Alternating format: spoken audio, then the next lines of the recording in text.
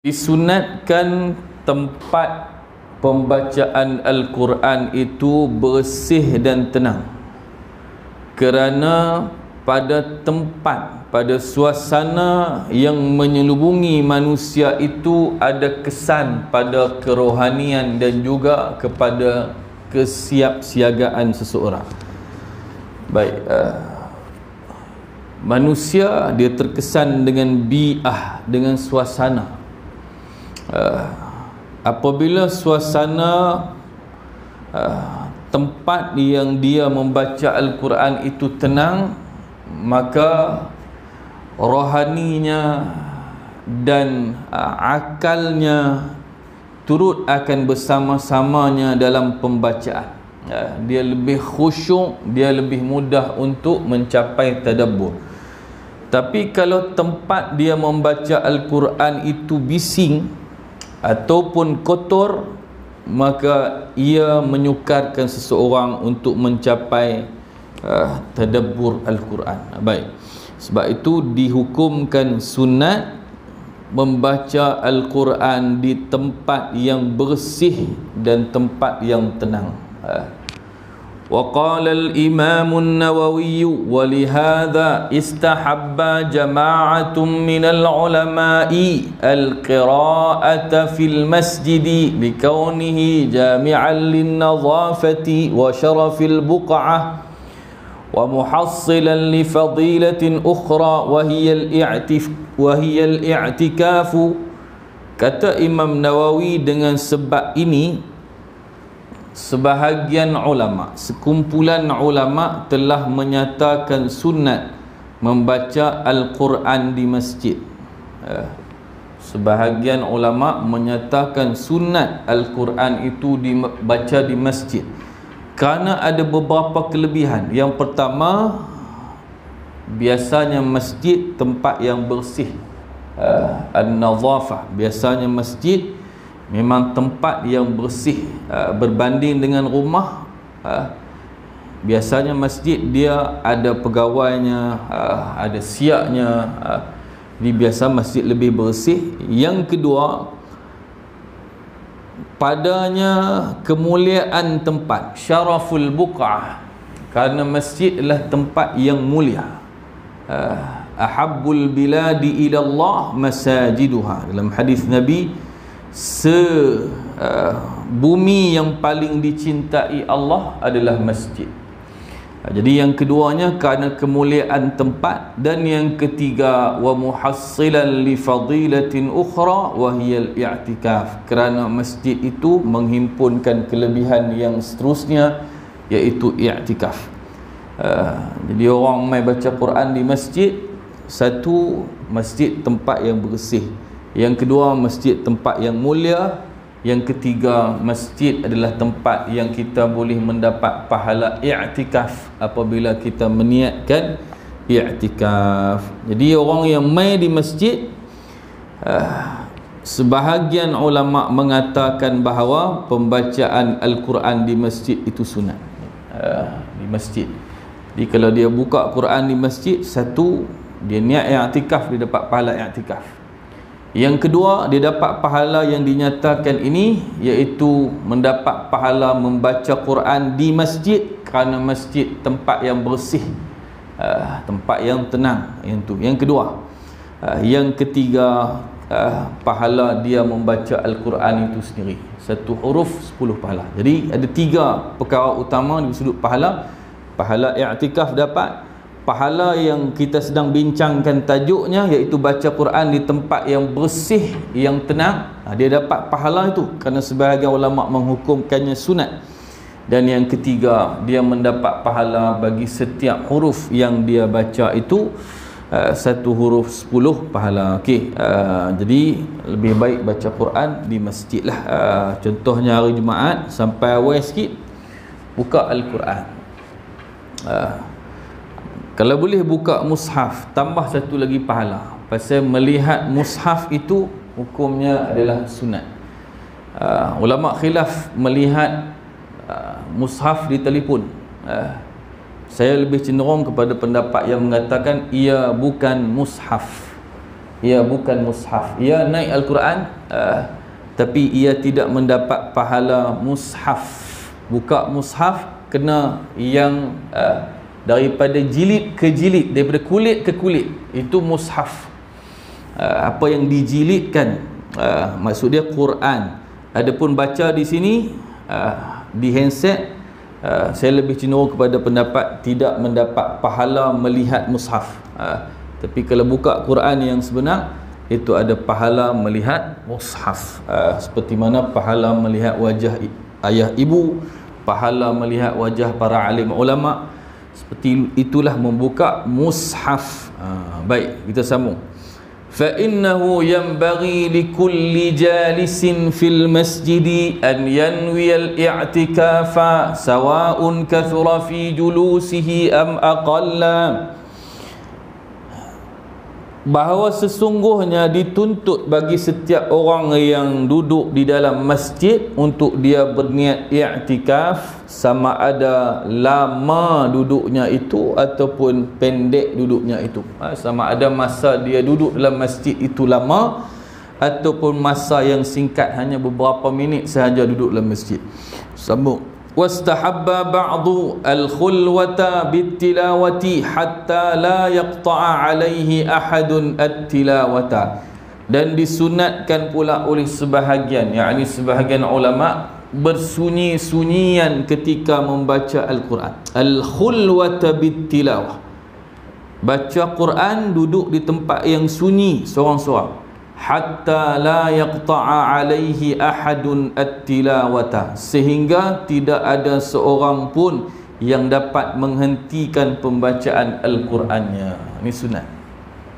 Kalau boleh kita ada bilik khas, bilik khas untuk kita sembahyang, bilik khas ataupun sudut khas kurang-kurangnya untuk kita membaca Al-Quran. Kalau kita masuk dalam tu, pesan dah kat isteri, abang masuk tak lama, dalam setengah jam ni, jangan kacau, kecuali apa yang mustahab betul-betul. Jangan kacau, setengah jam ni nak baca ayat Quran beberapa muka surat, jangan kacau. Jadi disunatkan oleh sebahagian ulama mencari tempat yang sunyi untuk baca Quran, sehingga bila dia baca Quran, tak ada lah orang main ni, Tok Wan hang cucu ni, cucu call ni buat apa WhatsApp, cucu call nak tengok muka Tok Wan, dia tengah nak baca Quran. Baik, supaya bacaan Quran dia tak terhenti dengan gangguan-gangguan. Bini ajak, bang, baru duk baca baru semuka, bini mai, bang sekejap pergi Tesco boleh tak cari tudung, tu bacaan Quran dia tak boleh berhenti. Dia kalau berhenti jadi segan terus. Dia nak dapat rentak, orang pencen tahulah, nak dapat rentak tu, supaya kalau pukul 8 pagi baca Quran, baca pukul 8. Ada orang kacau istiqamah kita tu, sekali dia mula hilang, rentak tu hilang, momentum tu hilang. Okey, sebab itu disunatkan oleh sebahagian ulama cari tempat yang orang tidak ganggu kita. Paling utama di masjid, di masjid.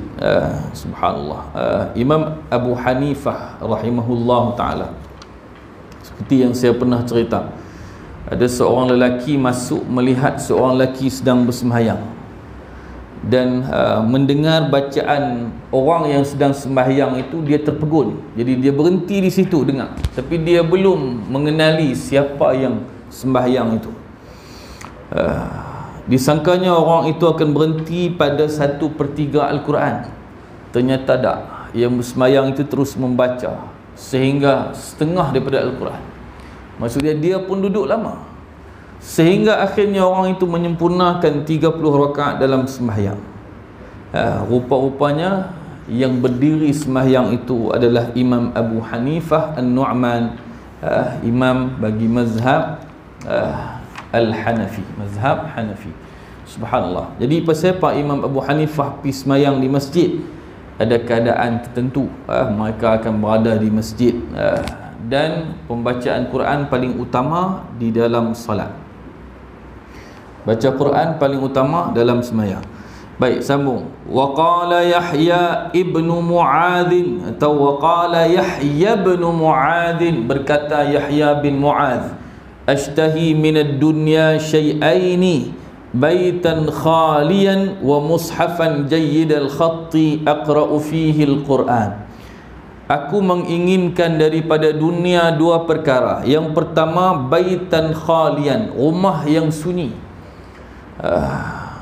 Kalau anak-anak main hantar anak-anak mereka main duduk dengan Tok Wan, yang tu tak masuk dalam kategori ni lah. Yahya bin Mu'adz dia nak rumah yang sunyi, baitan khalian. Pasal sunyi rumah ni senang ibadat. Sunyi rumah senang ibadat. Okey. Ada pahala tak jaga cucu? Ada. Cuma bersudut orang yang betul-betul nak ligan hujung-hujung usia ni, dia nak rumah yang sunyi. Dia nak baca Quran. Tapi kita kalau duk je tengok TV ya, tak payahlah buat cucu main tak apa. Quran berpegang setengah muka ya. Jadi depa nak pulun sungguh. Jadi depa bercita-cita baitan khalian. Yang pertama. Yang kedua, wa mushafan jayyidal khatti aqra'u fihi al-Quran. Aku bercita-cita aku mempunyai Quran yang cantik tulisannya, baik tulisannya, aku membaca padanya Al-Quran. Penting mushaf yang baik tulisan. Ada mushaf yang cantik tulisan. Kadang-kadang kita beli Quran tu cantik, tapi bila nak baca kita kurang berminat untuk baca. Tulisan khat dia itu cantik dipandang, tapi untuk dibaca kurang. Cantik tulisan khat di dinding-dinding kita cantik, tapi kalau dia nak ditulis lalu kita nak baca sebagai mushaf, kita tak minat tulisan macam tu. Dia sesuai untuk di dinding-dinding cantik, tapi bila di mushaf dia kena tulisan yang sederhana, kreativiti dia tu sederhana, senang baca. Jadi yang ni yang diinginkan oleh Yahya bin Mu'adz, rumah yang kosong dan mushaf yang cantik tulisan, yang baik tulisannya, yang dia dapat membaca Quran daripadanya. Sambung lagi. Fal makanu muhimun bin nisbati liqari'il Quran fayajibu an yakuna ba'idan an ma yub'idul malaikah. Dan tempat itu adalah perkara yang penting jika dinisbahkan kepada pembaca Al-Quran. Tempat kita nak baca Quran tu penting. Wajib tempat itu jauh daripada perkara yang menjauhkan malaikat. Min suwarin mu'allaqatin, daripada gambar-gambar yang bergantungan. Antaranya gambar-gambar binatang-binatang hidup yang dilukis. Seandainya diberikan nyawa, dia boleh hidup. Gambar rimau, gambar burung bangau. Ini ada perbincangan yang panjang lah tajuk ni. Jadi elakkan daripada gambar-gambar binatang-binatang hidup yang dilukis. Wa ajrasin, dan juga loceng-loceng. Kerana loceng ini adalah antara benda yang digunakan untuk memanggil bagi upacara sembahyang agama tertentu. Wa ayyakuna ba'idan 'an dajijil auladi wa ma syabaha dzalik. Yang ni yang saya sebut tadi. Dan hendaklah tempat pembacaan Al-Quran itu jauh daripada dajijil aulad, kebisingan anak-anak kecil, wa ma syabaha dzalik, dan apa yang seumpamanya. Apa yang seumpamanya. Nak baca Quran ni nak amma yatasaalun 'anin naba'il 'azim. Cucu mai tarik, wan buka peti air Ustaz. Mengkip pi. Sekali tak apa. Lepas tu sambung balik. Alladhi hum fihi mukhtalifun. Cucu nombor 2 pula mai. Wan, tadi abang buka peti air ambil coklat, cik pun nak ke? Wan boleh buka peti air lain tak? Buka peti air sekali pula, belah kali. Buka peti air 2 kali, tutup. Dia pula pergi ambil coklat tu, duduk dengan cucu makan tengok TV. Dia tak boleh, dia bising. Kena duduk di tempat yang memang sunyi untuk baca Quran. Baik, Kita sentuh bab ni, kita sentuh juga anak-anak kecil. Dia boleh tak bawa ke masjid? Boleh. Tapi ibu ayah kena jaga. Bila ibu ayah bawa, jangan bagi bising sehingga mengganggu orang lain. Orang kita ni dia ada satu sikap dah. Dia mempertimbangkan sesuatu dengan emosinya, sehingga dia tak meletakkan batasan ilmu tu di atas daripada emosi dia. Yang ni yang bahaya. Contohlah di Radio Zayan sekarang, ada seorang ustaz yang menasihatkan, dalam ucapan nasihat yang pendek, dia menasihatkan jemaah supaya bila bawa anak, jangan bagi anak bising. Sebahagian netizen dia akan mula terus nampak, apa ni masjid dah sunyi lama dah, biar pi bising pi budak-budak. Dia pandangan dia mengikut ilmu yang ada kat dia, takat tu ya. Jadi bagi dia masjid dah sunyi lama, biarkan masjid bising. Surau dah sunyi lama, biarkan surau bising. Okey. Bagi dia, kerana dia tak terlibat dengan pembacaan kitab, hukum dan sebagainya. Jadi bagi dia emosi tu utama, dan nanti dia akan mendapat sokongan orang lain yang juga tidak merujuk pada kitab-kitab para ulama, meninggalkan pembacaan ilmu-ilmu agama, terus bawa emosi juga ikut dia. Betul masjid dah sunyi lama, padahal dia tak mai pun masjid. Tapi dia akan bagi panas isu tu. Jadi sebenarnya nasihat itu betul sebenarnya. Kita bawa anak ke masjid boleh, tapi jangan mengganggu. Sebab itu tengoklah fatwa mufti manapun, fatwa dia adalah lebih baik anak itu adalah anak yang dah mumayyiz, dia dah boleh bezakan di antara yang betul dan yang salah. Dia boleh beza dah, dia tak kena nak bising. Macam Syekh Faizul kita tak apalah, dia hayah baik, duduk diam tentu. Setengah budak-budak dia masukkan ke melekat tu imam tu, yang mereka ada anak kawan saya dulu, saya ingat masa tu ada tun yang terutama. Majlis dengan tun ni, tun tu ada TYT. Dia lari naik atas mimbar masjid. Majlis tengah duduk ramai-ramai ni, orang penuh masjid. Dia lari pergi naik atas mimbar. Tuan-tuan tak kacau? Kacau. Mak ayah ni tak senang duduk. Jadi budak-budak ni kalau dia duduk main, menjerit. Anak saya pun saya bawa. Tapi kita kena pastikan pesan betul-betul kat mak terutamanya, tengok betul-betul, jangan bagi dia bunyi bising, ganggu jemaah. Sebab itu para ulama letak satu kaedah. Kaedah yang digunakan adalah dar'ul mafasidi muqaddamun ala jalbil masalih. Dar'ul mafasidi muqaddamun ala jalbil masalih. Menolak kemudaratan lebih utama daripada mencari kemanfaatan. Budak main masjid umur baru 2 tahun dan mak ayah dia tak mau kawal dia, lepas sampai dia duduk menjerit. Jadi ulama kata menjaga daripada kerosakan yang dibawa itu lebih diutamakan daripada kebaikan. Budak yang 2 tahun, kebaikan tak besar untuk dia main masjid. Ada kebaikan tak? Ada. Macam kita bawa anak pergi umrah umur 2 tahun, ada kebaikan? Ada. Tapi dia tetap tak pernah belajar tentang umrah, dia tak tahu apa pun. Cuma dia ada kebiasaan. Tapi kalau dia 7 tahun, dia dah mumayyiz, dia cerdik dah. Bila mak ayah dia bawa, dia akan lekat. Nanti dia akan mula main masjid. Pasal umur bawah ni, dia hanya main. Berapa banyak anak yang pandai baca doa bila besar tak jadi macam dia kecil-kecil tu. Masa kecil Quran bukan main pandai, bila besar jadi artis, penyanyi. Kesan masa kecil penting. Tapi ulama kata jangan sampai dia bagi mudarat kat orang. Okey, bila dia dah mumayyiz, cantik kita bawa, dia akan ikut floor tu, dia akan ikut jalan tu. Tapi bila dia kecil, timbang. Kalau bawa mai, dia ganggu jemaah. Memang dia tak biasa duduk diam, dia nanti ganggu, tarik kain makcik tu lagi apa semua. maka lebih baik kita jangan bawa. Tapi kalau dia tak ganggu, macam Syekh Faizul kita lah, dia bawa lah, tak apa. Pasal apa? Dia tidak mengganggu orang lain. Saya sendiri pun bawa anak saya juga pergi masjid, bini saya jaga.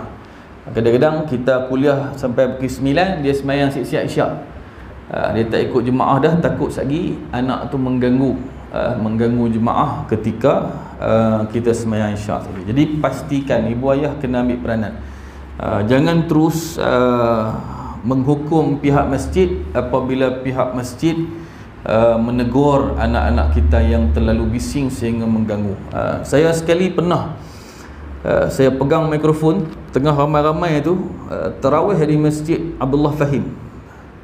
Mungkin sampai hari ni dia ingat. Saya kali belakang saya kata, mak ayah tolong jaga anak-anak ni sampai biar bunyi bising ni. Sampai kita nak jadi imam tarawih pun terganggu tuan, jerit lari. Saya memang jenis sound direct lah. Saya kali belakang saya sound terus. Mungkin dia akan ingat lah sampai bila-bila dia kata ustaz ni tak boleh pakai apa semua. Tapi kita jadi imam tarawih, kita lupa, kita sangkut jerit. Jadi yang ni kena faham, bawa anak pergi masjid tu baik, tapi kalau mak dia mumayyiz, dia dah cerdik, dia tak balik lagi tapi dia dah cerdik, dia dah matang, dia boleh duduk dan sah dan diam, silakan bawa. Masa tu dia dah boleh menerima pelajaran yang banyak. Tapi kalau dia kecil, dilihat. Kalau kita boleh jaga dia, silakan bawa. Tapi kalau kita ghalib, kita khusyuk dengan talaki kita, contoh ibu tu khusyuk, anak dia biar, maka itu mengganggu jemaah. Kalau mengganggu jemaah lain, maka lebih baik di rumah. Okey, baik. Ni tak apa, saya tak terkenal, tak apa. Kalau saya terkenal, dia ulas tolol. Tengok video Ustaz Syamsuriah, dia ulas satu benda yang betul ada dalam kitab, kelak macam-macam, ustaz tolol, ustaz macam-macam lah. Tak apalah, itu tak ada masalah. Okey, jadi hati-hati nak bawa anak, kena guide betul-betul, pastikan dia tak ganggu orang.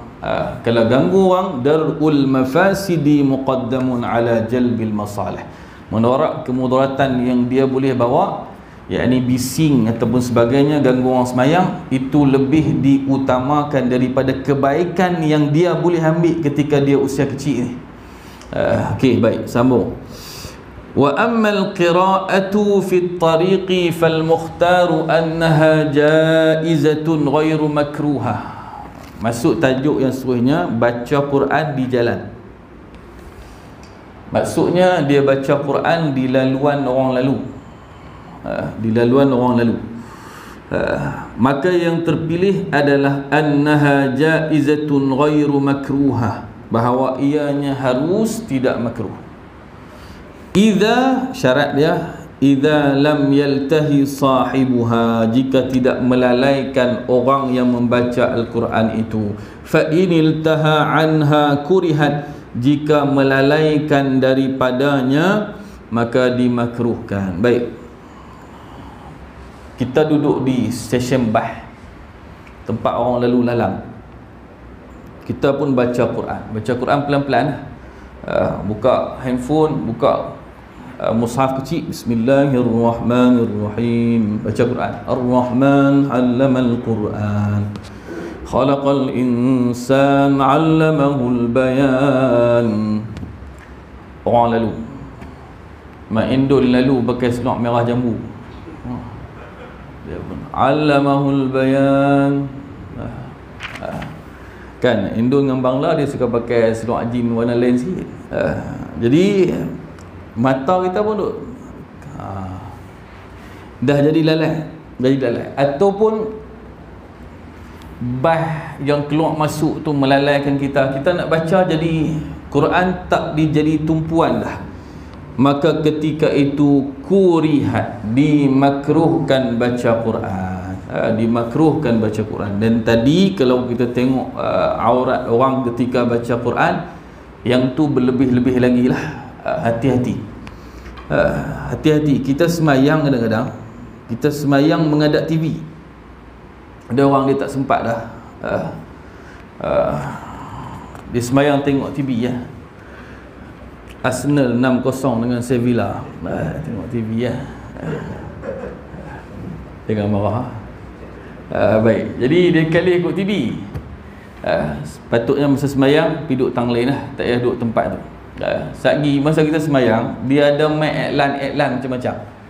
Jadi mata kita bila tengok TV, ada benda yang mungkin satgi terbuka aurat atau sebagainya, sedangkan kita sedang semayang, buat dosa dalam semayang.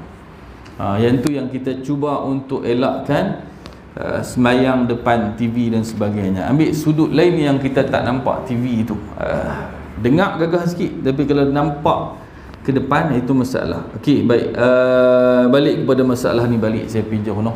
Kama karihan nabiyyu sallallahu alaihi wasallam al-qira'ata lin-na'isi makhafatal ghalati, seperti mana Nabi memakruhkan orang yang mengantuk untuk baca Quran kerana takut salah. Jadi makruh orang baca Quran di jalan seandainya dia jadi lalai dengan apa yang ada di jalan. Makruh itu seperti mana Nabi melarang orang yang mengantuk baca Al-Quran, nanti takut lalai.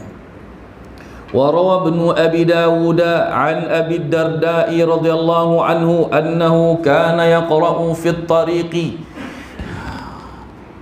dan diriwayatkan daripada Ibnu Abi Dawud daripada Abi Darda ni. Abi Darda radhiyallahu anhu dicatatkan dalam Siyar A'lamin Nubala, sehari tasbih dia 100,000 kali. Abu Darda sahabat Nabi ni radhiyallahu anhu, dia bertasbih, kata Imam Az-Zahabi, sehari 100,000 kali tasbih. Abu Hurairah bertasbih sehari 12,000 tasbih. Abu Darda 100,000 kali. Subhanallah. Jauh. Kita dengan mereka cuma kita cuba jadi dekat bila kita tengok kemuliaan mereka. Abu Darda ni, kata Ibnu Abi Dawud dalam riwayat, dia adalah seorang sahabat yang baca Quran di jalan. Jadi perbuatan sahabat juga boleh menjadi rujukan kita. Macam contoh, orang tanya kita, kamu lepas baca Quran, kamu cium Quran. Nabi tak pernah pun cium Quran. Kamu cium Quran, taqbilul mushaf, kucuk mushaf, mana kamu ambil dalil? Kita jawab, kami ambil dalil kerana yang antara sahabat yang cium mushaf adalah Ikrimah bin Abu Jahlin. Ikrimah bin Abi Jahl. Ikrimah ini sahabat Nabi, anak kepada musuh Nabi, Abu Jahal. Anak dia masuk syurga, ayahnya Abi Jahal masuk ke neraka Allah Subhanahu wa taala. Ikrimah bin Abi Jahlin, ataupun nama dia Amr bin Hisham. Baik. Jadi dalil kita sahabat buat. Jadi sahabat buat ni kita boleh letakkan sebagai sandaran. Saya cium mushaf kerana Ikrimah sahabat Nabi pun cium. Jadi macam itulah kita boleh ambil di sini. Saya baca Quran di stesen bas, di laluan orang lalu, ataupun di perhentian bas, atau di tempat-tempat laluan orang lain, kerana ada sahabat yang baca. Antaranya Abu Darda tadi disebut. Abu Darda baca Al-Quran di jalan. Warawa an Umar bin Abdul Aziz rahimahullahu ta'ala annahu adhina fiha, dan Ibnu Abi Dawud meriwayatkan juga daripada Sayyiduna Umar bin Abdul Aziz, iaitu cucunda Sayyidina Umar daripada sebelah mak dia. Cucu Sayyidina Umar belah mak dia. Sayyidina Umar, anak perempuan Sayyidina Umar itu mak dia. Umar bin Abdul Aziz ini mengizinkan pembacaan Al-Quran di jalan. Baik. Jadi bolehlah kita baca Quran dalam kereta jalan, secara hafazan ataupun sebagainya. Itu tidak ada masalah kerana sahabat-sahabat juga melakukannya. Okey, sambung sikit je. Ada soalan sebelum tu?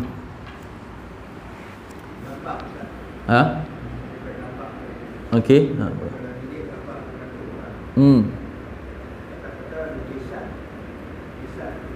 Ya.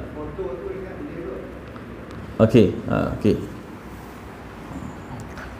Foto binatang hidup ni manusia, okey.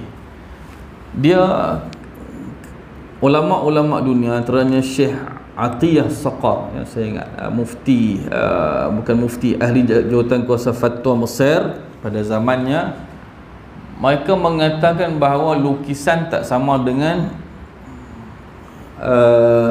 apa yang kita tangkap melalui kamera.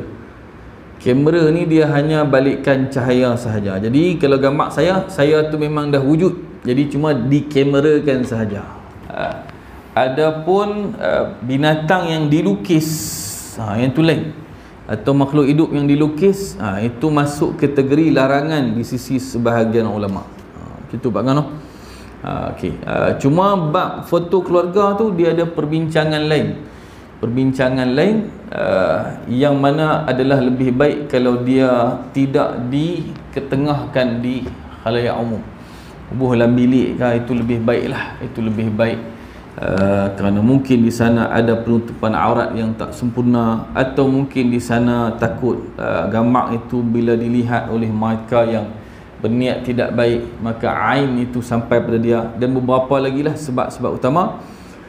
Sebab itu ulama mencadangkan supaya disimpan, itu lebih baik disimpan. Okey, itulah jawapan ringkas saya bab tu insya-Allah.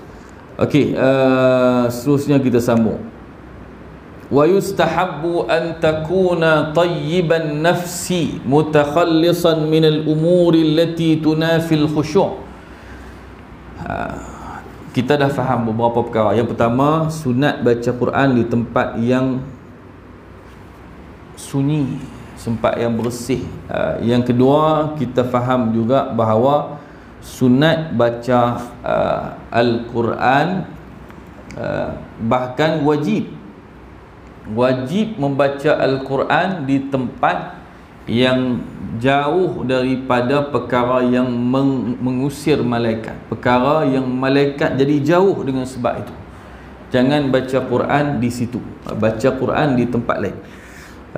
Kemudiannya kita dah baca bahawa baca Quran di jalan, di tempat laluan umum, kalau baca itu tidak melalaikan kita, apa yang ada di situ tidak melalaikan kita, hukumnya harus. Tetapi kalau melalaikan, makruh. Okey, sekarang kita masuk pula sunat baca Quran dengan hati yang baik, hati yang lapang, mutakhallisan minal umuri allati tunafil khusyu', kosong daripada segala perkara yang menafikan kekhusyukan. Okey, yang ni yang kita cuba cari. Hati kita baca Quran biar masa tenang, masa tenang. Walaupun tidak salah lah ketika kita dalam keresahan, kegelisahan, sedih, kita pegang Quran. Itulah tempat utama, hablullah, tali Allah yang kita nak pegang. Tapi kalau ketika kita tenang, tidak ada sesuatu pun yang mengganggu fikiran kita, itu lebih baik, sunat. Tak ada sesuatu yang meresahkan kita, tumpuan kita terus pada Quran. Orang yang sedih, bila dia baca Quran, sambil dia baca, otak dia akan berada pada perkara yang membuat dia sedih. Dia baca Quran, alam nashrah laka sadrak, dia teringat anak dia baru sehari pergi hantar di asrama. Dia hantar anak dia pergi asrama, ketika dia baca Quran tu, otak dia akan teringat ke anak dia. Oh, hari ni dah tak makan sekali, kalau tidak anak duk makan tengah hari dia masak. Jadi benda tu masuk dalam pemikiran dia berbanding makna ayat tu. Ingatan dia pada saat-saat anak dia di rumah tu masuk dalam otak dia berbanding dengan makna ayat. Dia duk baca ayat, la uqsimu biyaumil qiyamah, Allah menyebut aku bersumpah demi hari kiamat. Wala uqsimu bin nafsil lawamah, aku bersumpah dengan nafsu yang kadang-kadang ke arah kebaikan, kadang-kadang ke arah keburukan. Dia panggil nafsul lawamah. Okey, bila dia duk fikir anak dia pergi asrama sedih, Dia akan fikir makna ayat tu ke, atau dia fikir anak dia? Dia teringat anak dia. Dia fikir ni. Tapi tetap baik dia baca Quran, meredakan keresahan. Cuma sunat yang sedang kita bincang adalah sunat baca Quran ketika tidak ada perkara yang boleh menafikan khusyuknya. Tenang, lapang, pegang Quran. Bismillahirrahmanirrahim. 4-5 pagi. Waktu tu kita cukup tenang.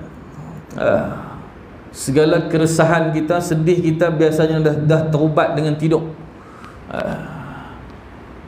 Tidur tu biasanya menyebabkan hilang beberapa perkara yang kita fikirkan sebelum tidur. Orang yang tengah marah betul-betul dia tidur, esok pagi bangkit tak marah. Bila bangun tengah malam pula baca Quran, benda-benda yang nak menafikan khusyuk dia tak ada, maka baca ketika itu sunat. Subhanallah. Baik, sambung yang seterusnya. Di samping tadi kita dah baca sunat baca ketika seseorang itu tayyiban nafs, hati dia tengah kosong, tengah tenang, tak ada benda yang menafikan khusyuk. Wa yustahabbu an taqra'ahu sa'ata nashatika wa habadha fi salawati wal laili wa ba'da al-fajri. Disunatkan baca Al-Quran pada ketika kita tengah bersemangat, tengah cergah. Wa habadha maksud dia paling baik, fi salawati pada waktu, pada dalam sembahyang, wal laili juga pada waktu malam, wa ba'dal fajri dan selepas waktu fajar, yakni selepas subuh. Masuk yang seterusnya. Okey, dah 8.44. okey. Sunat baca Quran ketika kita dalam keadaan sihat, dalam keadaan bertenaga, bersemangat. Jangan baca Quran kita baru balik daripada mengunjungi jenazah, balik ke Rawang Selangor contohnya, letih, balik-balik baca Quran. Dapat pahala? Dapat. Tapi tak dapat sunat baca Quran ketika sa'ata nasyatik, ketika kamu cergah, kuat masa tu. Jadi ketika kita tengah segak ni, macam tengah waktu maghrib ni, waktu segak ni, waktu kuat. Waktu tadi pukul 5.30 tu waktu letih, bawa kereta letih, nak habis balik-balik, mandi-mandi, tengok sahabat baca berita apa sikit, mai sembahyang maghrib, segak dah.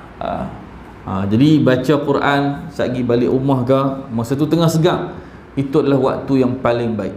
Kemudian Syekh sebut beberapa waktu terbaik. Satu, ketika kita sembahyang, baca Quran dalam sembahyang. Yang kedua, ketika waktu malam macam sekarang. Yang ketiga, lepas subuh. Lepas subuh. Baik. Sebab itu kalau nak hafal Quran, waktu tu lah elok. Waktu tu elok. Kalau saya hafal Quran dulu, saya hafal malam. Malam. Saya pesanlah kepada sebahagian penghafaz muda yang baru ni, hafal Quran jangan esok kita nak baca kat guru. Hari ni hari Ahad kan, hari ni hari Ahad, esok Isnin, esok kita nak pergi baca kat guru. Jangan hari ni mengapai, esok baca kat guru, memang sangkut. Sangkut. Baca dulu ayat yang kita nak baca tu seminggu 2 minggu sebelum menghafaz. Esok nak baca juzuk 2, saya qulu sufaha, ayat tu dah baca minggu lepas atau 2 minggu lepas, bagi lancak baca saja. Saya qulu sufaha minan nasi ma wallahu, sampai dia jadi lancak. Saya qulu sufaha minan nasi ma wallahu. Lepas itu malam ni ataupun pagi tadi mula menghafaz. 2 minggu lepas dah baca bagi lancak, tapi belum mula hafaz. Malam ni mula hafaz. Apa malam ni insya-Allah dia dah kuat pasal kita dah baca. Esok insya-Allah tidak sangkut. Alhamdulillah. Sebab itu saya jaranglah kena berdiri. Jarang kena berdiri. Kalau sangkut ni biasanya kena berdiri ya. Kena berdiri. Dan masa saya tasmik tu tak boleh sangkut lebih daripada 3 kali. Tak boleh. Duk main, duk ulang, sangkut 3 tempat, balik. Pergi hafal lain. Duk ulang apa? Wadduha wal tak apa. Ustaz pun bagi canggih. Wal laili idza saja. Kita pun wal laili idza saja. ma wadda'aka rabbuka wa ma qala walal dua kali ya. Ustaz duk tunggu walal akhiratu khairul laka minal ula. Kita pun walal akhiratu khairul laka minal ula wala sawfa yu'tika rabbuka fatarda alam yajidka yatiman fa'awa wa wajada dia tak mai ka dal tak mai wa wajadaka dal tak mai mangkit biar hafal lain bagi Quran balik biar hafal lain baik. Jadi waktu malam itulah tempat kita mengulang. Ada sahabat saya ingat sampai 1-2 pagi menghafal. Lambat. Bila dia lambat, dia terpaksa menghabiskan masa yang lama. Minggu demi minggu kawan-kawan mula tinggal. Dia nak hambat tak dan lah, dia lambat. Ada orang yang lambat setengah muka pun susah. Lambat. Ada yang cepat duduk sat sejam setengah juzuk ada. Ada sini Aziz setengah jam. Sejam diceritakan almarhum meninggal dah. Tua sikit pada kami tapi meninggal dah. Dia duduk sat sejam boleh dapat sampai setengah juzuk. Tak laju. Ikut apa yang Allah bagi pada seseorang itu. Ikut apa yang Allah bagi pada seseorang itu. Baik, sambung sikit. Wahiyal awqatul lati tatawaffaru fiha rahatul qari. Ia adalah waktu, yakni waktu kita semayang atau malam atau waktu selepas subuh, waktu yang mana ada beberapa perkara terhimpun di sana. Yang pertama rahatul qari. Jam bunyilah. Rehatnya qari, pembaca itu tengah rehat waktu tu. Hudu'u balihi wa fikrihi wa adamun syiralihi bi amrin minal umuril ukhra. Tenangnya otaknya dan fikirannya dan tidak sibuk dengan urusan daripada urusan-urusan yang lain. As-sukunu wa adamud dajij. Dan ketika itu pula suasana tenang dan tidak ada kebisingan. Jadi sebab itu kalau ada peluang bacalah di waktu malam atau waktu subuh. Waktu tu satu qari itu biasanya dalam keadaan rehat, dia segak, dia rehat, dia tak buat kerja apa hari, jadi dia segak. Ataupun dia dah habis buat kerja, dia balik rehat sat, dia dah mai tenaga balik. Rehat bagi seorang pembaca, otaknya dan fikirannya tengah tenang, dan yang seterusnya suasana masa tu tenang, aman dan tidak ada kebisingan. Kita berhenti sat untuk azan. Kita sambung balik sikit ya.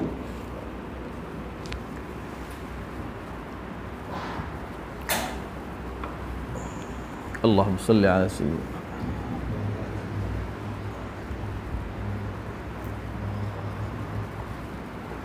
Allahu Akbar, Allahu Akbar, Allahu Akbar, Allahu Akbar. Allahu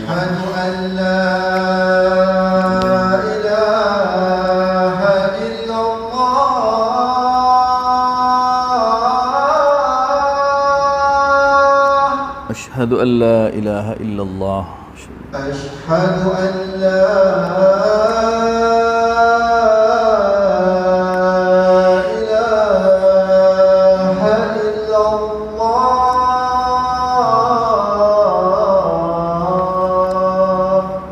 Asyhadu an la ilaha illallah. Asyhadu anna Muhammadar Rasulullah. Asyhadu anna Muhammadar Rasulullah. Asyhadu anna Muhammadar Rasulullah.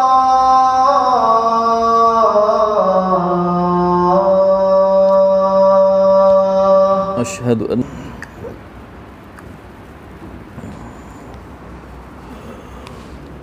فإذا كان القارئ مرتاح الجسم غير تعب هادئ البال غير مشغول في وقت سكون fi waqtin sukunin la dajija wala suraha wala sakhaba sa'adahu dhalika ala huduri qalbihi wa jam'iyyati fikrihi liqira'ati wa fahmi al-Qur'anil Karim. Apabila pembaca itu dalam keadaan jasmaninya sihat ataupun jasmaninya bersedia dan dia tidak dalam keadaan penat, otaknya pula tenang tanpa ada perkara yang menyebabkan, mengganggu akal pemikirannya, dan dia pula berada pada waktu yang tenang, yang tidak ada kebisingan, tidak ada jerit-menjerit, maka itu semua akan membantunya untuk menghadirkan hatinya dan menghimpunkan pemikirannya pada pembacaan dan pada memahami Al-Quranul Karim. Baik, Syekh sedang sebut tentang 3 perkara yang berhimpun. Yang pertama, jasmani dia dalam keadaan bersedia, tidak penat. Yang kedua, otak dia dalam keadaan tidak disibukkan dengan perkara dunia, tak sibuk dengan perkara dunia. Penting tak? Ada seorang sahabat, dia catatkan, dia tanya Nabi, dunia ni membelakangi aku ligan dunia, dunia membelakangi aku. Hadis ini disebut oleh Ibnu Hajar Al-Asqalani. Lalu Nabi kata kat dia, baca subhanallah wa bihamdihi subhanallahil azim astaghfirullah 100 kali pada waktu fajar, yakni pada waktu subuh, selepas subuh. 100 kali, insya-Allah kata Nabi, ta'tid dunya saghiratan, dunia datang dalam keadaan menghina diri kepada kita. Kita ni penat pasal apa? Pasal kita duk ligan dia dunia. Tu penat. Dunia tak ramai, kita duk ligan cari dia. Tengok orang duk berniaga, dah tak cukup dengan Facebook, orang tak beli juga. Masuk ke TikTok, nak bagi orang mai beli juga. Cari lagi media-media yang lain supaya orang tahu perniagaan dia. Ada orang tak macam tu pun, niaga roti canai tapi penuh kedai dia. Saya dekat tempat saya ada satu kedai roti canai, orang penuh tempat dia. Dia kata tu dia sakan. Jadi kadang-kadang betul, dunia tu lari. Sahabat ni kata kat Nabi, dunia ni lari pada aku ya Rasulullah. Dia berpaling. Nabi kata baca subhanallah wa bihamdih subhanallahil azim astaghfirullah, diulang 100 kali pada waktu subuh. Baik, penting, dunia ni penting. Pasal kalau dia duduk lari pada kita, kita memerlukan dia untuk nafkah. Kena tuan. Jadi orang yang penat dengan dunia pun masalah juga. Masalah. Okey, baik. Jadi otak ketika mana dia sunyi daripada benda yang menyebabkannya, terutama dunia yang dia nak kena cari, jasmaninya segar, tengah bersedia, otak dia tengah lapang, dia tak ada masalah dengan dunia. Dunia mai menghambakan diri pada dia. Mulia tuan-tuan, dunia mai kat kita menghamba diri. Ta'ti dunia saghirah, dunia mai menghambakan diri, bukan kita ligan dia, dia mai. Fi waqtin sukunin, yang ketiga, dah lapang jasmani, rohani tenang, pemikiran tenang. Waktu pula waktu yang waqtin sukunin, semua diam, lapang. Waktu malam, waktu subuh, terutamanya subuh lah. Pasal subuh pasal ada azan yang tidak kedengaran waktu maghrib dari surau-surau atau masjid berdekatan, akan kedengaran pada waktu subuh. Malam tak dengar, apatah lagi ketika zuhur asar. Tapi bila subuh, kita dengar begitu banyak azan. Surau mana pula ni? Subuh. Subuh tu hening sampai dengar azan. Maka ketika itu la dhajija wala suraha wala sakhaba, tak ada jeritan, tak ada tempit-tempit. Saya mengajak orang ni, tajuk ni kak, saya teringat masa saya duduk di satu flat, masa tu perkampungan polis Pangsapuri ya. Ada jiran blok lain. Kampung Pangsapuri ni dia ada blok depan rumah saya. Mereka ni jenis suka menjerit. Jenis suka menjerit dalam rumah gagah lah, luar rumah. Jadi si ayah tu turun, start kereta nak keluar dengan mak dia lah, dengan isteri dia nak keluar. Turun start kereta lama, rumah mereka masa tu saya ingat saya tingkat 3 kot. Bila dah lama tunggu dalam kereta, enjin pun dah panas, bini tak turun, hati pun panas. Enjin panas, hati dia pun panas, tak turun. Mak, bila nak turun? Dia jerit kat atas. Anak dia duduk tingkat atas ni tak turun dengan mak dia. Dia nampak anak dia, dia kata, "Oi Azam, mak hang mana bila nak turun?" Anak dia tu pergi tengok mak dia duduk buat apa. Rupanya mak dia duduk berak. Dia pergi jerit balik kat ayah dia, "Ayah, mak duduk berak."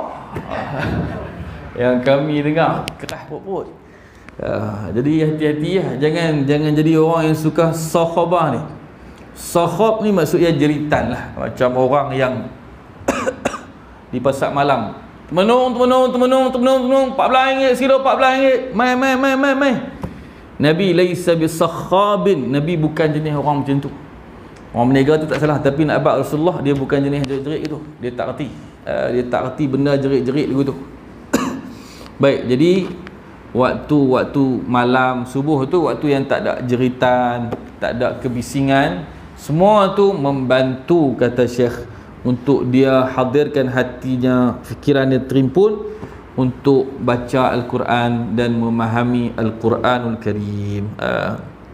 Penutup malam ni, wa afdaluha ma kana fi salatin, dan sebaik-baik bacaan itu adalah pada dalam salat, wa khassatan salatul fajri, terutamanya salat waktu subuh. Salatul fajri maksudnya salatus subhi, salat subuh.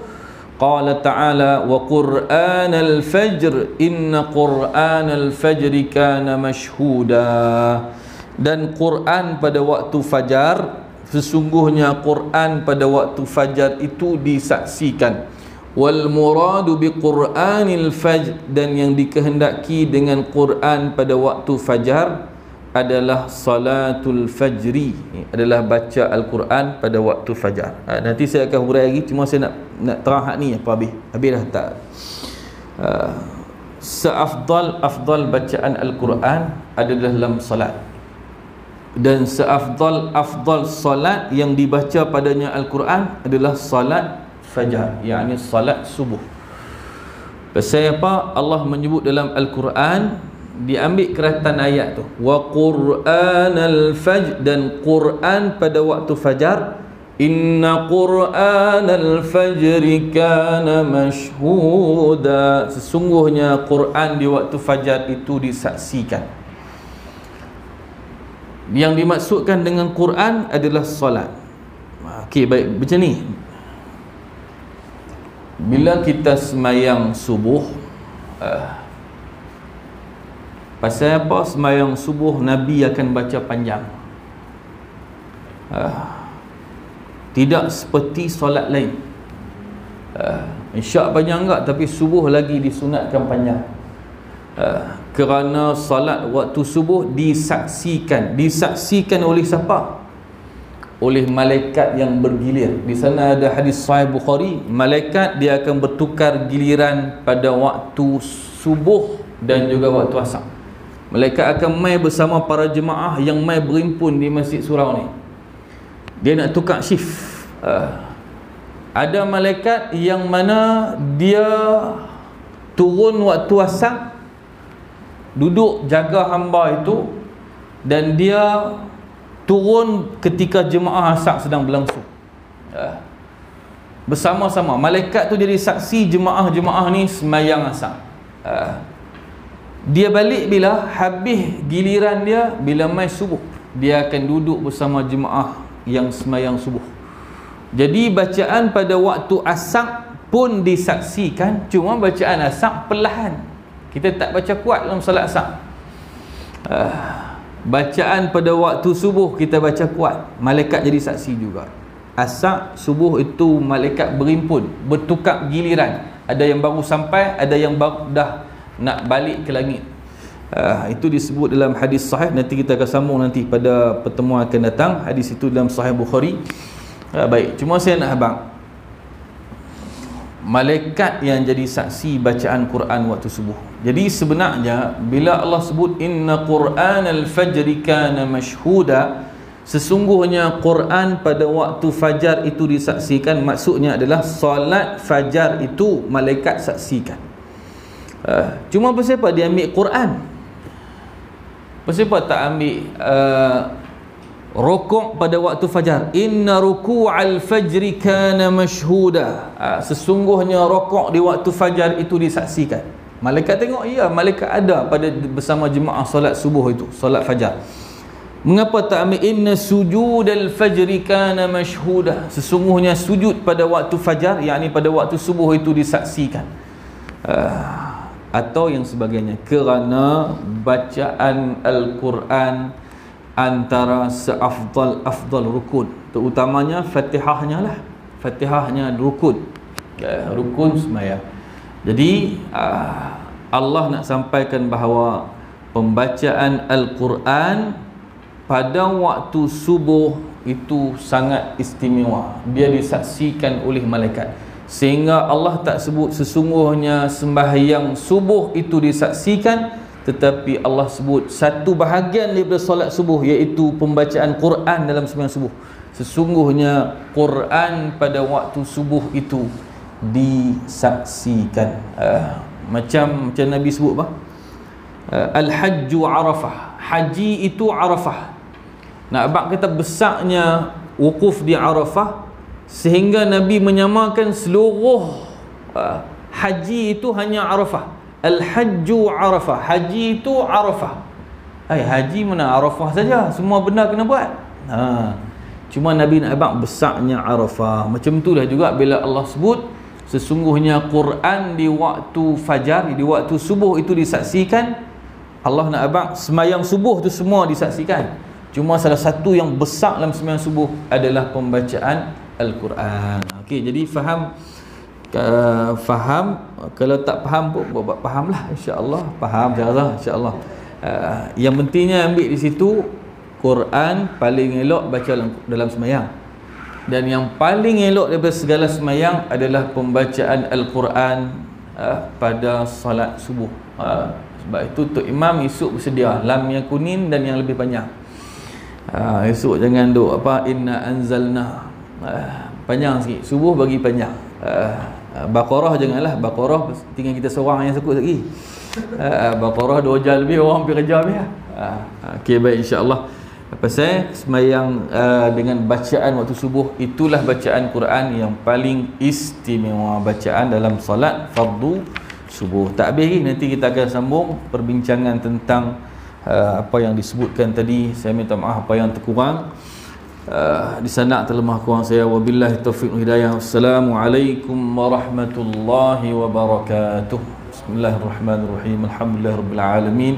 Wassalatu wassalamu ala Rasulillahil amin wa ala alihi wa sahbihi ajma'in. Ya Allah, ya Tuhan kami yang pengalah dosa-dosa kami, dosa ibu dan ayah kami, dosa guru-guru kami, pasangan hidup kami, zuriat-zuriat kami, ya Allah, mereka yang menyayangi kami, seluruh umat Muhammad sallallahu alaihi wasallam. Ya Allah, ya Tuhan kami, bahagiakan kami di sini, tenangkan hati kami di sini, ya Allah. Bukakan untuk kami pintu-pintu rezeki duniamu, ya Allah, dan berkatilah di dalamnya. Ya Allah, ya Tuhan kami, bahagiakan kami di sana, tenangkan hati kami di sana, ya Allah. Limpahkan untuk kami kekayaan yang sebenar-benarnya di sana, kekayaan hakiki dan abadi. Wa sallillahumma ala sayyidina Muhammad wa ala alihi wa sahbihi wa barik wa sallim. Walhamdulillahi rabbil alamin. سبحانك اللهم وبحمدك أشهد أن لا إله إلا أنت أستغفرك وأتوب إليك. بسم الله الرحمن الرحيم. والعصر إن الإنسان لفي خسر إلا الذين آمنوا وعملوا الصالحات وتواصوا بالحق وتواصوا بالصبر.